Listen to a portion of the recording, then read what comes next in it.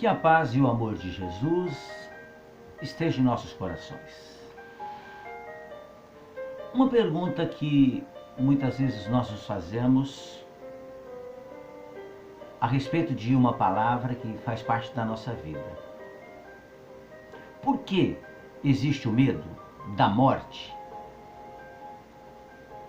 Nós vamos conversar um pouco sobre isso.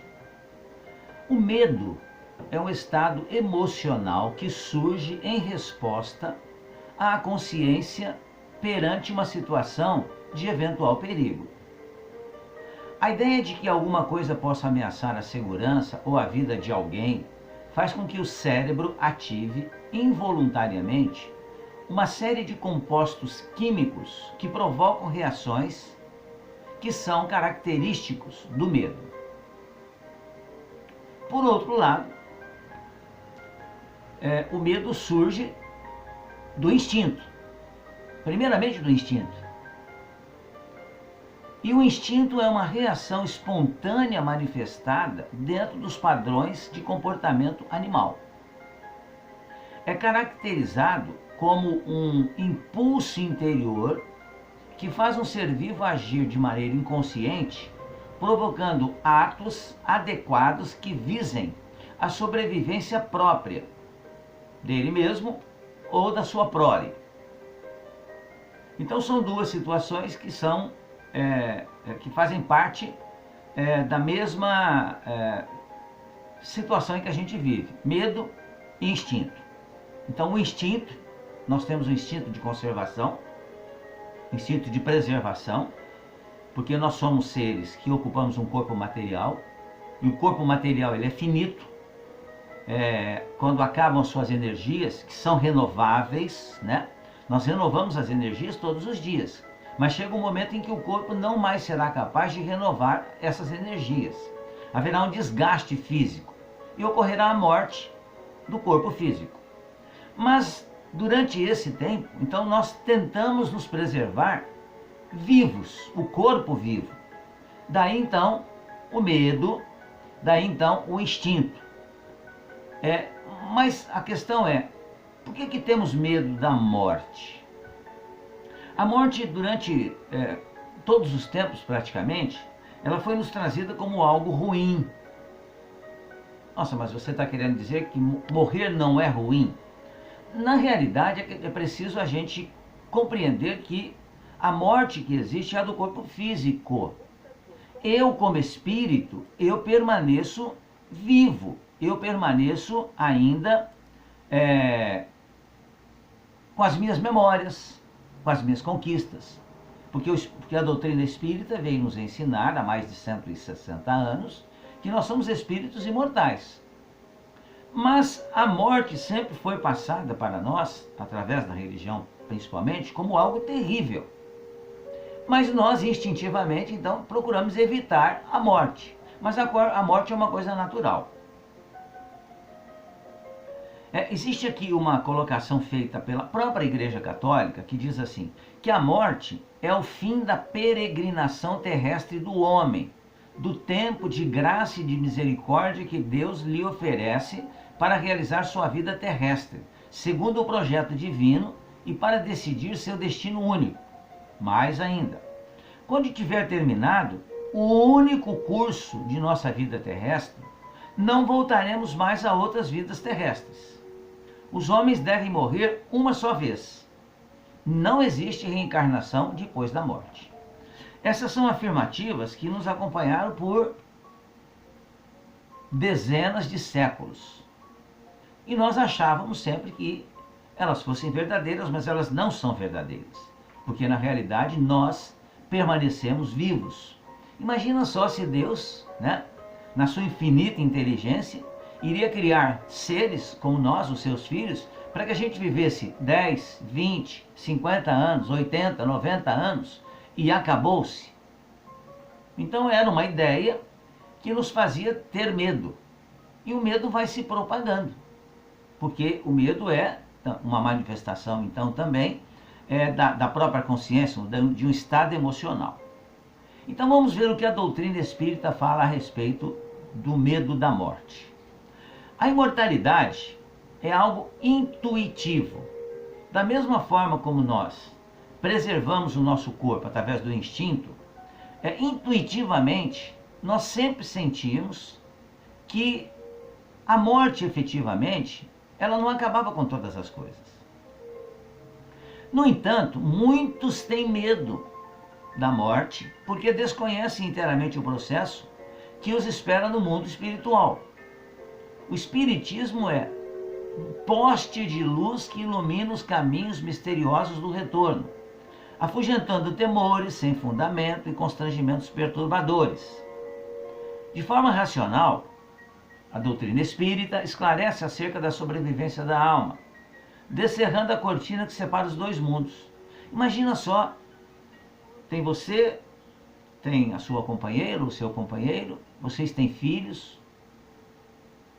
e com a morte tudo termina. Você não os encontra mais. Que terrível que seria. Que pai é esse que faria essa separação tão dolorosa para nós? Mas o pai, verdadeiramente, nunca fez isso e nunca fará. Porque nós somos espíritos imortais e vamos nos reencontrar no plano espiritual depois do desencarne. Por isso que nós temos que compreender a morte como algo natural, que a gente vai passar por ela, sem dúvida nenhuma, mas que nós haveremos de nos encontrar novamente. Com a doutrina espírita, nós aprendemos a encarar com serenidade a morte, que chamamos de desencarnação, porque ninguém morre. Isso é muito importante, fundamental mesmo, já que se trata da única certeza da existência humana. Um dia, todos nós desencarnaremos. Iremos passar por esse processo de saída desse mundo material e irmos para o mundo espiritual. E vice-versa. De lá nós retornaremos para cá também. Quando a gente fala de lá, não é um lugar circunscrito. O mundo dos espíritos está envolto, está em volta de nós. A Terra, ela é uma oficina de trabalho para os que desenvolvem atividades edificantes, em favor da própria renovação. A Terra é um hospital para os que corrigem desajustes nascidos de viciações pretéritas ou atuais. A Terra é como se fosse uma prisão, em expiação dolorosa, para os que resgatam débitos relacionados com crimes cometidos em existências anteriores, que feriram a lei de Deus, que prejudicamos um irmão nosso. Isso precisa ser ressarcido. A Terra é uma escola para os que já compreendem que a vida não é um simples acidente biológico, nem a existência humana uma simples jornada recreativa. Ou seja, nós não nascemos do jeito que nascemos, com a aparência que nós temos, com a cor de pele que temos, no país que estamos e na família que temos, por acaso. Não existe aquela historinha da cegonha, né, levando no bico um bebezinho e vai jogando em cada casa aleatoriamente. Não. Existe um planejamento reencarnatório. E nós somos destinados exatamente para o lugar que nos é útil, junto daqueles que temos compromissos com eles. Mas a Terra, diz aqui o texto, não é o nosso lar definitivo. O nosso lar definitivo está no plano espiritual, onde viveremos em plenitude, sem limitações impostas pelo corpo carnal. Compreensível, pois, que nos preparemos, superando temores e dúvidas, inquietações e enganos, a fim de que, ao chegar a nossa hora, estejamos habilitados a um retorno equilibrado e feliz também. Ou seja, nós precisamos nos preparar, enquanto estamos vivendo a reencarnação, para a desencarnação. O primeiro passo é o de tirar da morte o aspecto fúnebre, mórbido, terrível, sobrenatural, que é um condicionamento milenar que nós passamos através das próprias religiões, que nos falavam da morte como algo terrível, tétrico, que devíamos temer mesmo. Existem pessoas que simplesmente se recusam a conceber o falecimento de um familiar ou seu próprio. Transferem um assunto para um futuro remoto. Não gosto de falar sobre isso. Não vão falar de morte, não. Claro, existem assuntos que são mais agradáveis do que isso, mas a morte, né, ou o desencarne faz parte da nossa própria vida. Por isso, pessoas que pensam assim se desajustam quando chega o tempo da separação. O Espiritismo, se estudado, nos proporciona uma fé inabalável, o conhecimento de tudo que nos espera e a disposição de lutarmos para que nos espere o melhor. Jesus mesmo, nos últimos instantes, disse: Pai, em tuas mãos entrego minha alma. Confiança absoluta. Né? Um dos motivos, né, aliás, dos maiores motivos do sofrimento no além-túmulo é o problema do apego às coisas materiais. Muitas pessoas não aceitam as normas estabelecidas pela fronteira do túmulo, que não nos permite levar os bens materiais no momento em que passamos para o outro lado. Isso demonstra que tais pessoas ainda não entenderam que os bens materiais nos são emprestados por Deus como meio de progresso e que teremos que devolver mais cedo ou mais tarde. É importante que reflitamos sobre isso, não nos deixando possuir pelos bens dos quais somos apenas usufrutuários. Claro, queremos viver em conforto, com conforto, queremos ter roupas, uma casa boa, bonita e confortável, natural. Mas é importante que a gente entenda que nós estamos apenas utilizando-a para o nosso presente momento. Mas que isso tudo vai ficar. Só levaremos as conquistas morais que obtivermos. Um dos motivos do sofrimento dos que ficam é o fato de não terem se dedicado o quanto deviam àqueles dos quais se despedem. Por isso convém que, enquanto estamos a caminho, façamos o melhor que pudermos aos nossos afetos, para que o remorso não nos dilacere a alma depois. O que significa isso? Que nós possamos estabelecer, né, uma convivência fraterna, amiga, né, equilibrada com as pessoas. Porque nós vamos nos separar. Isso é fatal. Não tenhamos dúvida nenhuma. Vamos nos separar por momentos. Nos reencontraremos mais tarde. Mas nós vamos nos separar. Um dia mais cedo ou um dia mais tarde. E a gente tem que se preparar para isso.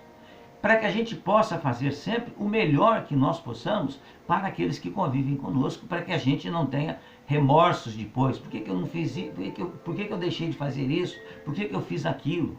Por isso que Jesus diz, né? Nos ensinou também, né? Que nós refaçamos as amizades antes de retornarmos para o plano espiritual. Para que nós, então, retornemos para o plano espiritual mais equilibrados. E nós encerramos esse vídeo com uma pergunta, né? Uma afirmativa que Paulo de Tarso faz. Ele diz assim: onde está, ó morte, o teu poder? Pergunta o apóstolo Paulo, para demonstrar que a fé raciocinada supera todos os temores e angústias da grande transição, dando-nos a compreensão de que o fenômeno chamado morte nada mais é do que o passaporte para a nossa vida natural e verdadeira, que é a vida espiritual, mas que é necessário que a gente passe pela vida material para que nós entremos na vida espiritual de forma tranquila, de forma equilibrada. Era isso que eu tinha para os amigos neste dia. Muito obrigado mais uma vez. Fiquem bem, fiquem em paz.